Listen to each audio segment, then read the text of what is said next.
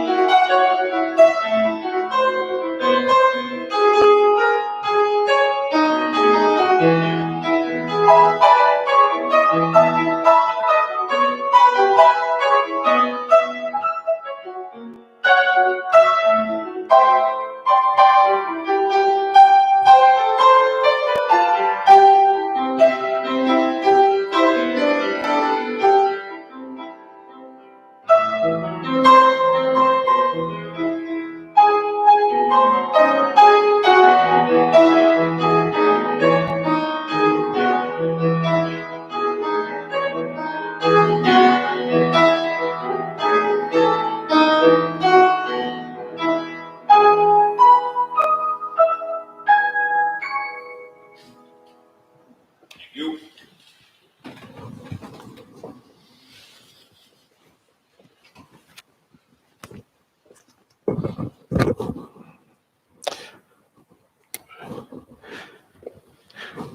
Good morning and welcome to the Unitarian Universalist Congregation of Mendon and Uxbridge. We gather on this beautiful morning to be one with another, to share our joys, our sorrows, to think of those ways in which our gathering, our lives, our actions can change this world, can change it in a way which makes it more fair, more beautiful, and removes the dangers that could otherwise arise. I invite us to begin our time with words attributed to Kalidasa. Look to this day, for it is life, the very life of life. In its brief course lie all the verities and realities of your existence, the bliss of growth, the glory of action, the splendor of beauty. For yesterday is but a dream, and tomorrow is only a vision. But today, well lived, makes every yesterday a dream of happiness, and every tomorrow a vision of hope. Look well, therefore, to this day.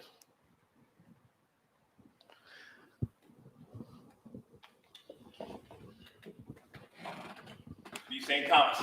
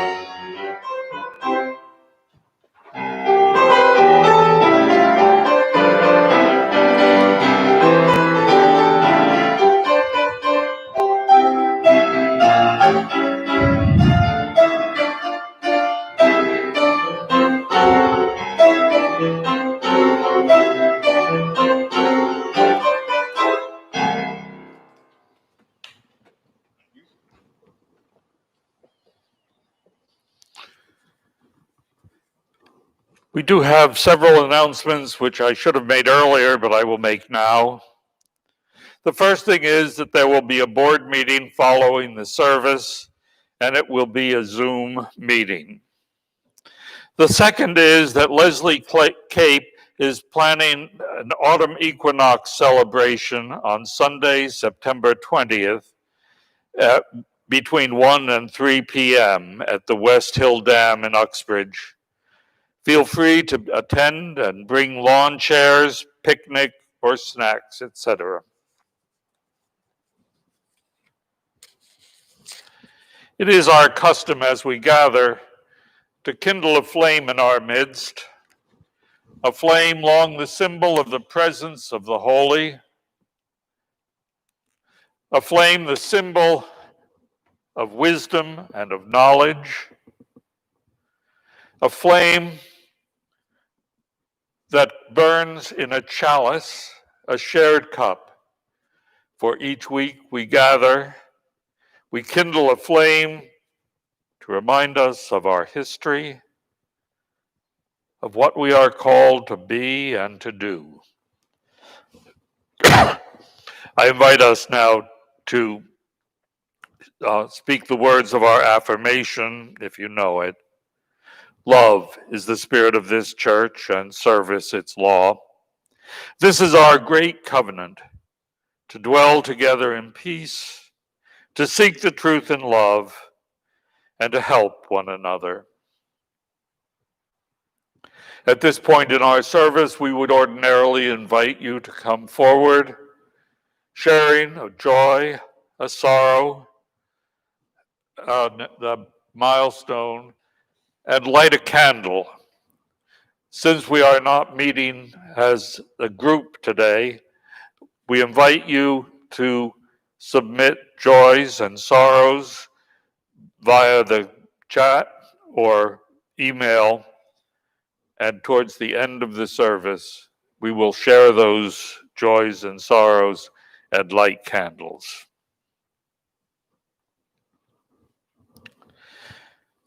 I'm going to tell you a story today. It's a story entitled Without the Wind, and it was written by a Unitarian and Free Church minister in the United Kingdom, Derek Smith. Tom was church organist. No one ever asked him to speak at the church services. Yet he had long worked out what he would say if ever he was given the chance, especially if it was Pentecost Sunday. He had long thought how like an organ is the congregation. And so he would tell them about the organ and about it being a collection of parts and pieces, keyboards and notes, trackers and valves, stops and pedals, couplers and weights, the bellows and the wind chest and the pipes. He would tell them how some of the pipes are permanently at the front of the organ and are often painted, sometimes a bit showily. How some of the pipes blare badly if not properly controlled, how some sing sweetly and some only whisper. And there are some all of a tremble if they have to be heard. And as he knew and loved the congregation well enough, he would confess to them that at times he labeled individual members with the organ part they most were like. He would have to make sure that they knew the difference between a piano and an organ, At a piano, you can sit down and play the notes, and the notes speak out. At an organ, you can press the pedals and pull out all the stops, strike all the notes, nothing, no music at all. Do what you will, all you get is a disappointing, muffled clatter. You have to switch on the wind. When the wind is there blowing through those hollow wooden and brassy pipes, then beautiful music can be made. Without the wind, the organ is lifeless. He knew that he wouldn't be able to explain the wind. He didn't know where it came from or went to. He only knew that it was essential for the organ to produce music. He would hope that the members of the congregation would be able to see for themselves how it is all like what happened when the disciples of Jesus gathered at Jerusalem for the celebration of Pentecost. They were a collection of parts and pieces till the Spirit blew in them and among them.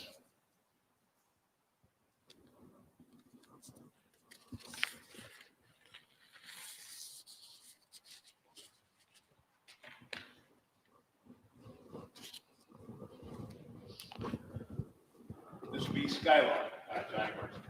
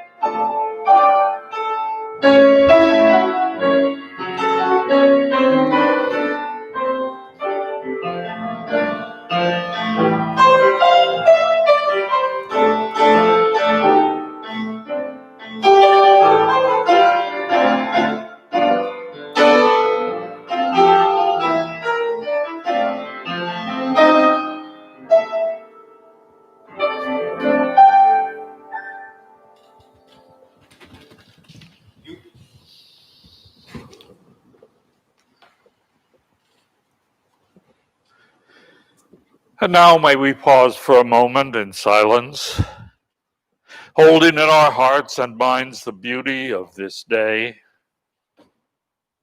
May we hold in our hearts and in our thoughts the way that the wind can blow through us, calling us to speak of history, to speak of new possibilities, to speak of those things which, if happened correctly, can change this world.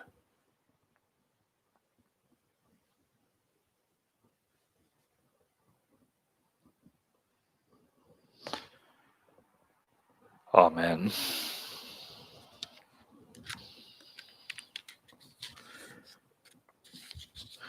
My sermon today is somewhat delayed.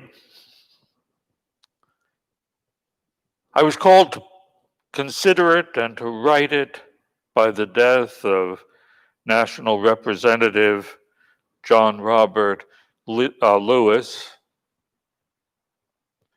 And he died before the service 2 weeks ago, but somehow I wasn't ready by Sunday to talk about it. And so I prepared for last week, which I think many of you know we were unable due to technical glitches to broadcast. And so here it is today. In a report that was published by Forbes on July 29th, it states, "We learn by being provoked, by pondering underlying meanings." So it was for film director Ava DuVernay, who recently shared a story on Stephen Colbert's Late Show about the legendary legislator and activist John Lewis. At one point, she asked John a deep question from her heart. "What should I do?" His reply was simple. "Do everything," he said.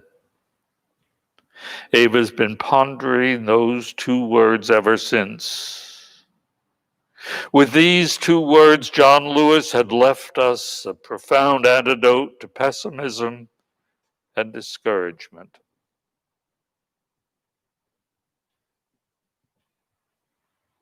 A week ago last Friday, I had a very busy morning and got home by about noon, where I usually watch the noon television news. And when I tuned to it, instead I found myself listening to the end of John Robert Lewis's funeral, including words by former President Barack Obama. And his words called me to remember those times in the 1960s. Well, I wasn't terribly active in the civil rights movement back then, and only participated in one march. I did follow the events that were happening closely. Perhaps it was the fact that I was, quote, busy during the 60s. I was in graduate school. I was looking for and starting my first job. Not time to go to Washington or Alabama. Not time to participate, to make a difference. And perhaps that's why I feel so called today to stand strongly, to speak out, to try to make a difference that I should have worked for back then.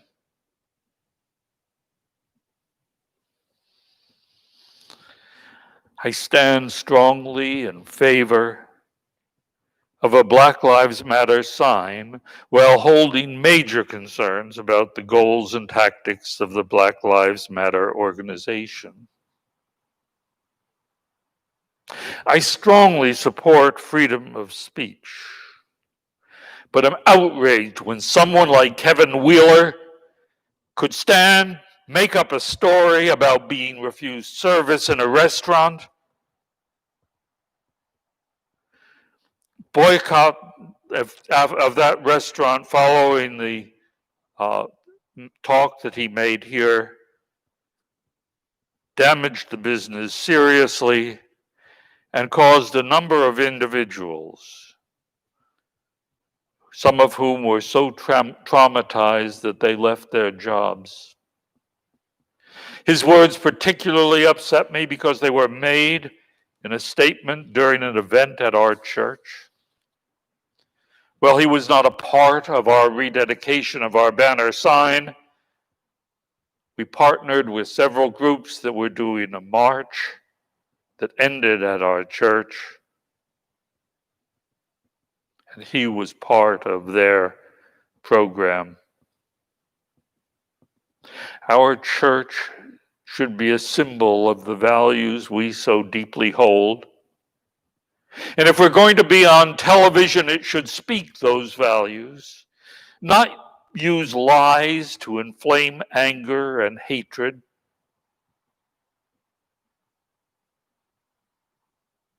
That was a shameful thing that happened in front of our building.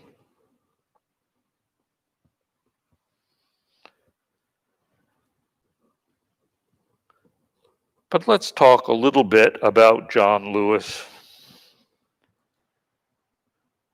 He came from a family of Obama quoted as modest means. That means poor. And while most of his family worked in cotton fields, he wanted an education. He would hide under the front porch as others were going out into the fields until he saw the school bus. And then he would get on that bus.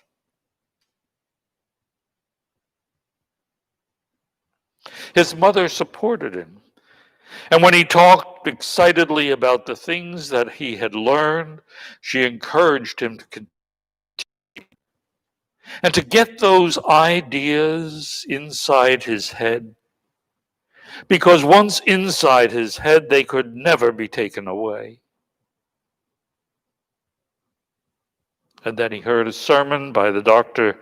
Martin Luther King, and an idea struck him that he couldn't shake. It got into his head and overtook him. That nonviolent resistance and civil disobedience were the means to change laws, but also to change hearts and change minds and change nations and change the world. When John was just 23, he was the youngest person to speak, and he spoke powerfully at Martin Luther King's March on Washington. 2 years later, he was asked to lead the march from Selma to Montgomery. He'd been warned that Governor Wallace was sending troopers to stop the march and encouraging them to use as much violence as they could so that the protests would end. John was struck on the head. He thought he was going to die there on that bridge with a group of young Americans with him, gagging, bleeding, and being trampled in their own country by state-sponsored violence. But unlike so many other protests, the news media were there, and photographs and stories appeared throughout the country. When the group that had organized that first march returned to Brown Chapel to discuss what had happened and what they could do next, they were battered and defeated, but not ready to give up. And Lewis, speaking to them as they said that it seemed so difficult, said, "More marchers will come. More marchers will see the news and will come."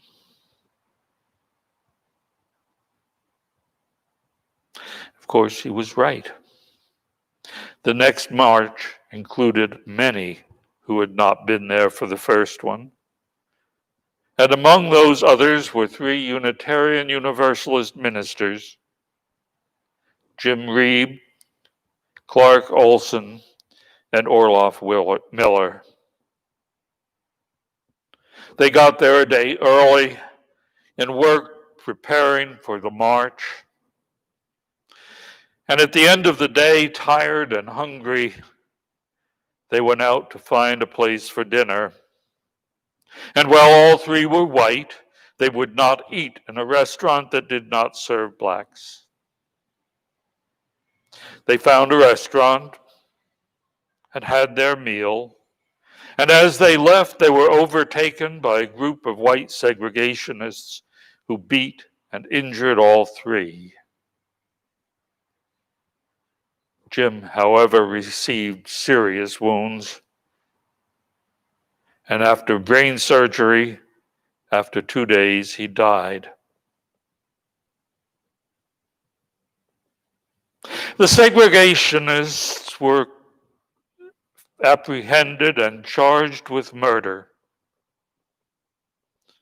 And when they came to trial, all three were acquitted. Somehow it seems like that happens today. I think for a moment of Trayvon Martin.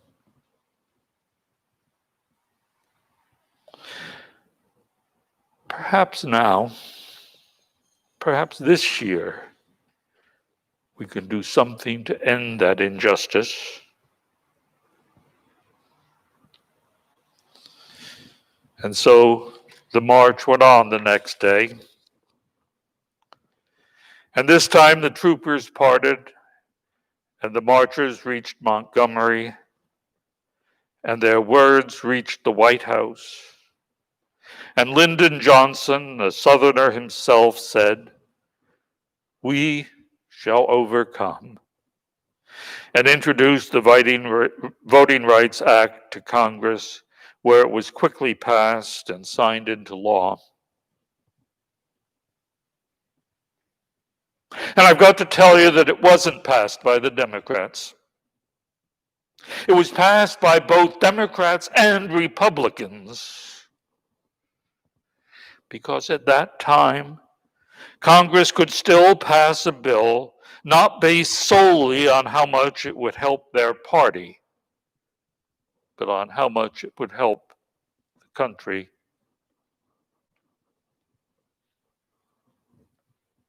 Lewis did emphasize the need for voting, for protection of voting. And perhaps that's a place that we can join him today. George Wallace may be gone. People of color may no longer have to guess the number of jelly beans in a jar in order to cast a ballot. But even as we sit here, there are those in power doing everything they can to discourage people from voting. Polling locations are being closed.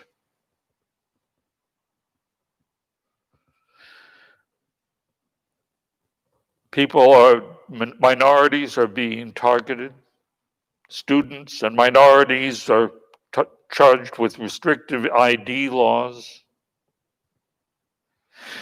They attack our voting rights with surgical precision. And perhaps the worst thing that they are doing is holding a campaign to reduce our confidence in the voting process, in saying that the next election will not be valid, that it will be too flawed. I must tell you that our voting system in this country is badly flawed. We have only one election day, one day that all of the polls are open for voting, and that is on a Tuesday, a day that many people need to work. While the polls are open for a little bit of extra time early in the morning and at night, often that still does not allow people to get to the polls. Oh, I know that some states and some communities hold early days for voting. And now, in places like Nevada, ballots are simply being mailed out to people to be returned. Still, why must the process be so complicated? Why is our election day not a Saturday or a Sunday? Or why isn't it a national holiday so that all people, regardless of their jobs, can get to the polls? Why do we have to make a process of registration? Why not simply grant automatically the right to vote to all citizens? Why are those who have been convicted of a crime and served their time and made right with society not eligible to vote? Our fifth principle calls on us to use the democratic process within our congregations and society at large. Democratic behavior does not just happen. So what should we do? I speak here to Unitarian Universalists and to our congregation in particular. Since the democratic process is writ so large in our principles, we are called to model it in all our dealings with each other, within our congregations and without.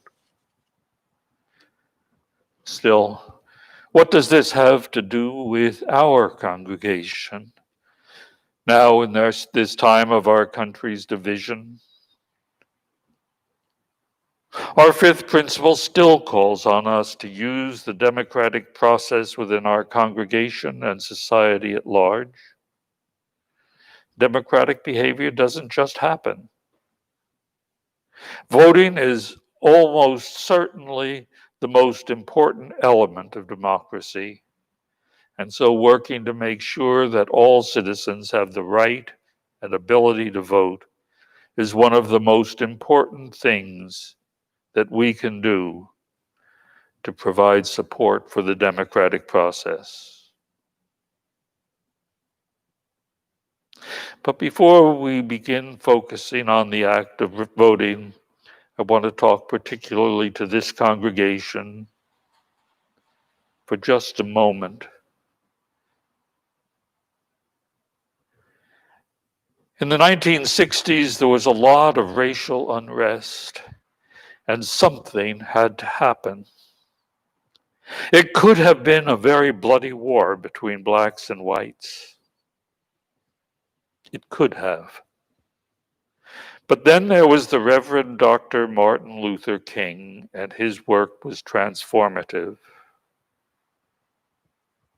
And this congregation, this building, played an important and significant part in that transformation. One of the most important things that has happened in recent history was the adoption of non-resistance or non-violence in the struggle for civil rights. And it was Aidan Ballew's book, Christian Nonviolence, that gave birth to that theory. His ideas influenced the pacifism of Leo Tolstoy, and through Tolstoy, the great 20th century prophets of nonviolence, Mahatma Gandhi and Martin Luther King Jr.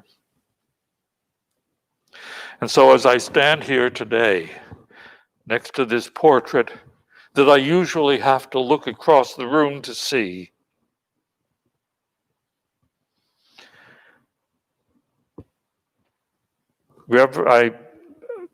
we all see today the picture of my predecessor, Reverend Aidan Ballew. I realize that these words I speak today have already been heard here before. Well, he did not publish his book until 3 years after he left this congregation. I feel certain that before his departure from the Menden Church, his theory and his arguments were heard from the pulpit over and over. So you see, this church is one of the founding places of the idea of nonviolence. It made a long journey to get back to the United States, but it changed things. So what do we do now? We're a church and we have a message. How do we get it out there? Oh, it's probably easier for some other churches. But why can't we speak loudly our beliefs? Why can't we tell people of the need for honest voting? Why can't we make that difference? In the Mormon faith, young people in their teens and 20s are asked to spend about 2 years on a mission where they go to the houses of people that they don't know, often in an area that's an entirely different culture, sometimes a different country with a different language than they're used to. And they're persistent.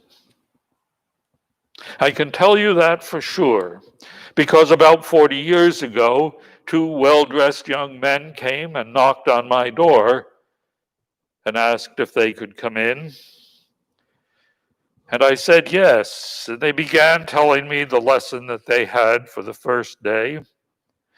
But I kept interrupting them with difficult questions.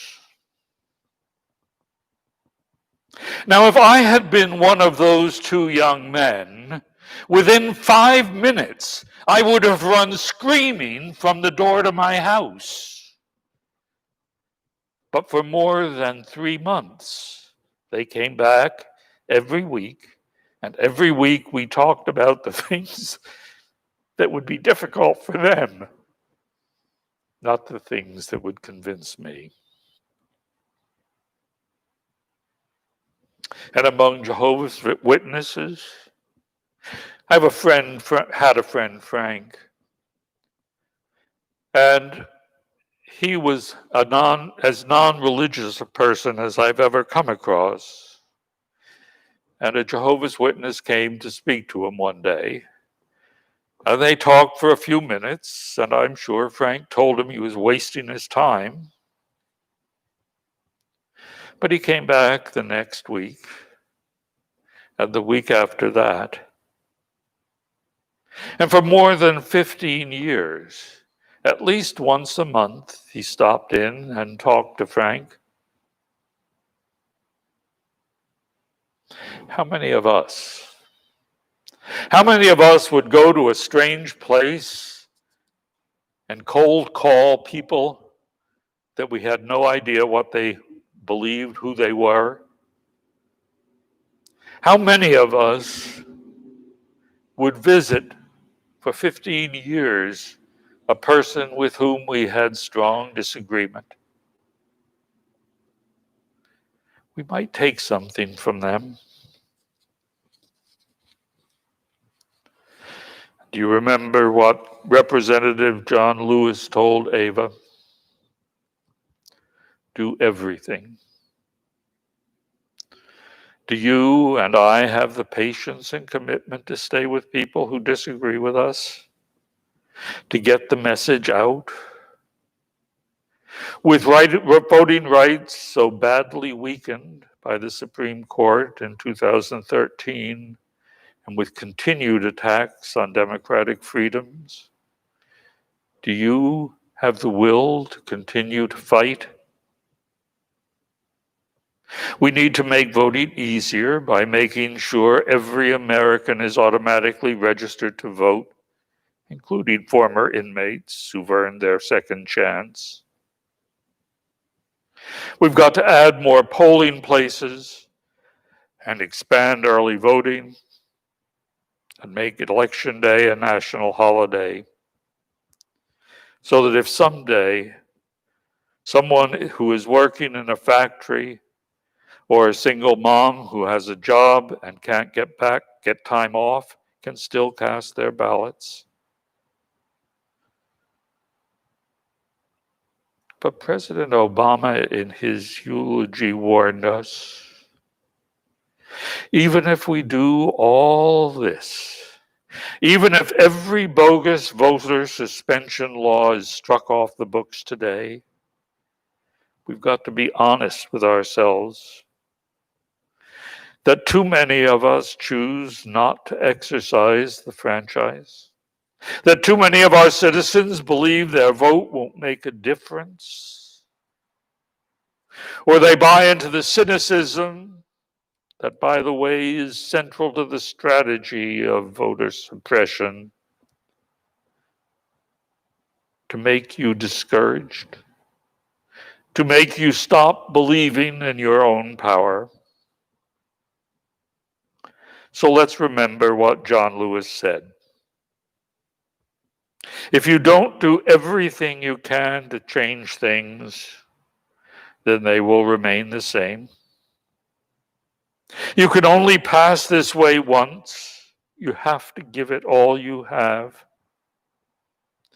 If young people continued protesting in the streets, hoping real change takes hold, perhaps it will. But for us, do you hear the beautiful organ music coming from the gallery? Well, Matt's sitting at the piano, not at the organ bench. But if he were, it would sound much the same. A little bit of clatter as he had put his feet on the pedals. But you see, there's no sound without the wind.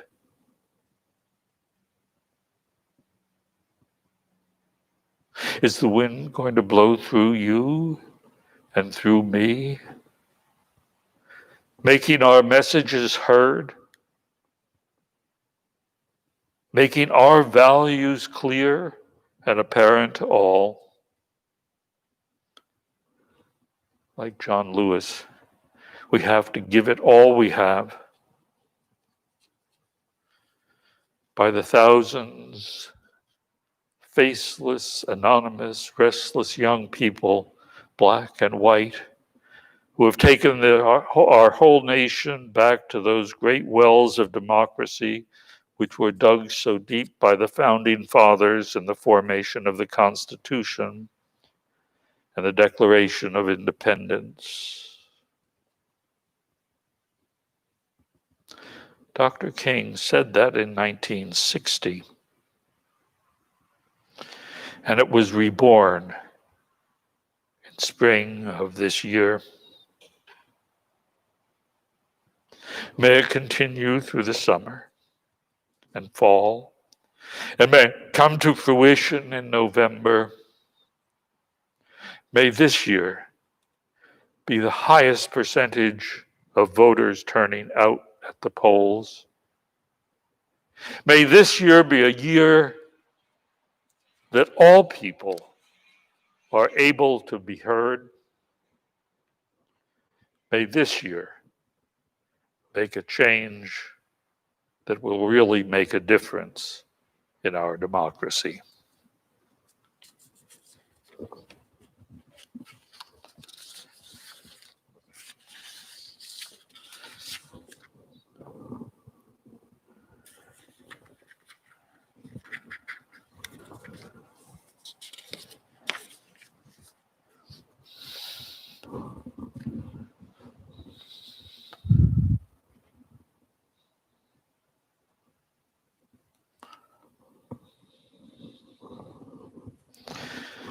Now may we share the joys and sorrows which have come to us so far during the service.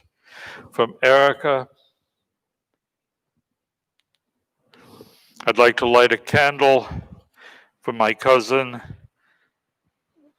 Satra, who passed away last Saturday.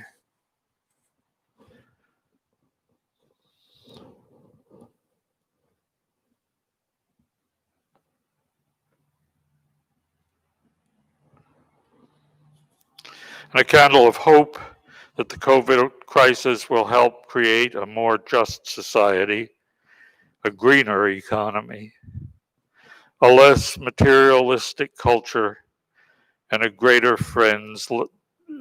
love for friends and family.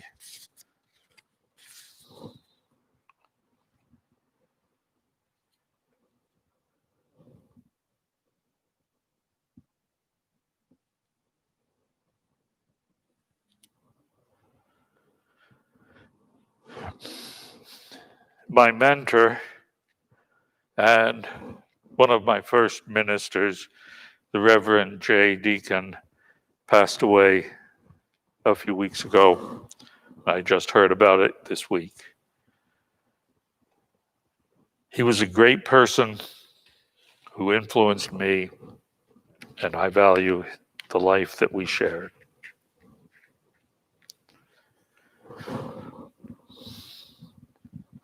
And now, as we extinguish the flame that we kindled at our gathering, may it burn on in our hearts and our minds.